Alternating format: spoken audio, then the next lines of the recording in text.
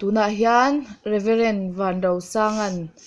pathian thu thatak tak min hril dawna sermon ropui tak kan ngai thladawna in lo hlawk pui nge kan be se ani tuna thusawi turin Rev.Vanrosanga ai lo sawmila chongchaina te pawh kha min hman sak ngal se a tha ange tunai lo sawmang u voina hianin nge kan chongchai ma sak photanga in kan pathian thu taktika kan lu mai chongchai ma sakhi a turani ti hi kan thena tu na chan lo chongchai lalpa kan pathian lu tak mangai tu voini te min muti le aro pui kan ti khop me lalpa voina hian ke ma ni mi zong ti hian min suai lalpa nang ma kutro puya min om tir ve lalpa ke ma ni ya hian nang pa nang lo lalla kam thin lung hi nang ma ro lu khatla nang ma chau hi kan rin theina turin miron om puyang che lalpa nang chu khara thiam him isu krista in yo wangin ke ri hi chu lalpa num na min pe thia kan nu na poira sak thei di kan sia khongai takin lalpa dam lo te po an muna puira lalpa an lo dam to nai karom di sakalalpa nan na sang nei kan chabalalpa mishing dei kan fam kim lo he ani chu ti rualin lalpa fam kim na po kan nei ve chobani ma sa lalpa nang ma mai na chu kan haidar chin ni yo me lalpa chu wang chu nang man miron puyang che hela su krista min kan non di le amen ole dura chori kan thu suya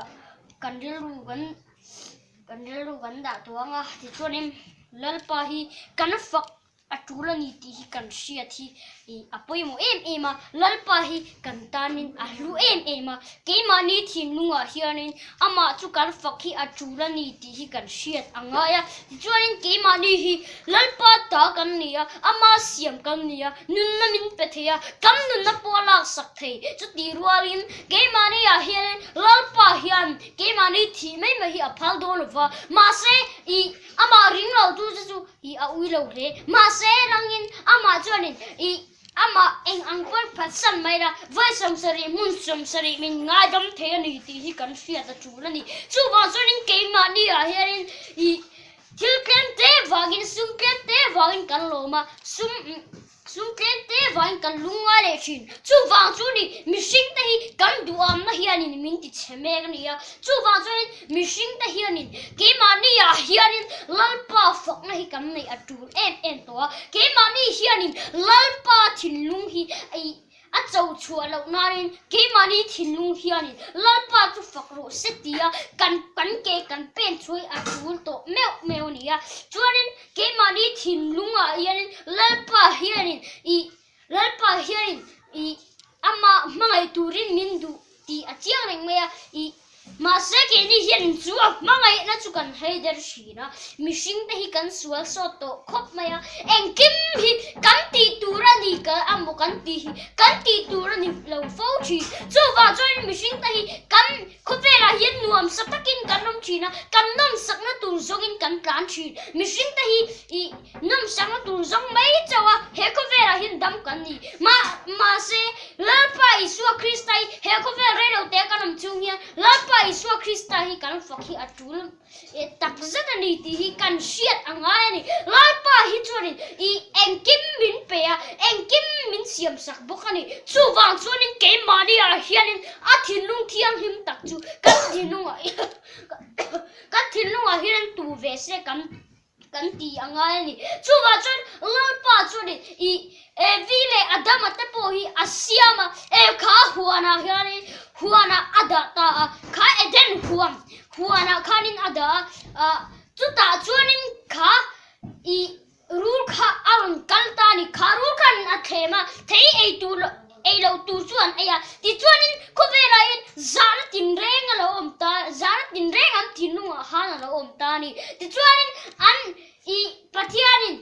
savun korte apya ti chuanin an mani chu lalpa chuanin eden huan sang chuanin atno chuak tani ti chuanin mishing te hi dan bo chien kan lo om tani piang him po dan bo chien om vek tani amaro chulan pan mishing te theme lova mishing ta thi mai tu chu atu lo avagin I afa pa mang nei chung Isu Krista afa te ku chemei tur adu lo afa pa mang nei chung Isu Krista chu kamtan ron pe avangin mishing te dan bo chelawin kallo le ta ti chuanin kanlal pa Isu Krista cross kalvari tlanga natin reng atur nakha khami kantana engkim atur nakha masa mishing te hian kan haider tat ani chuwa chan mishing te hian eng thil hote atam ti sakhe po trong trai po hi kan that che to hlom khop maya ama tan hian eng te wal hi kan ti thei to lo ani chuwa chan ke ma ni a hian lalpa hi kan fakhi atula kovel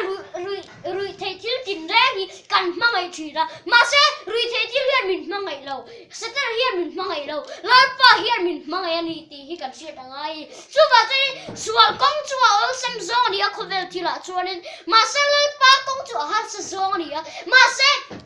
kovel kan chung hianin lalpa rong hi kan bol chung zong hi chuanin lalpa ama kan thi huna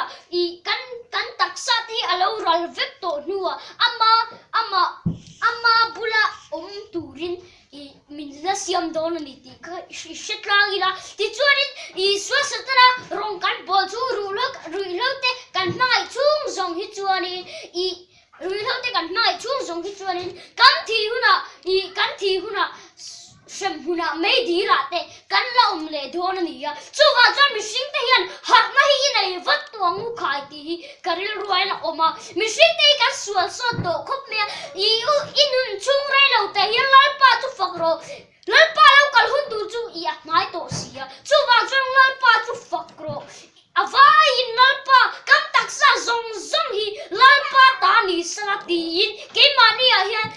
o ka tharau lalpa chu fakro ti thillu hi kam nei thi atul to khopani mishing te hi eng te wala hi chori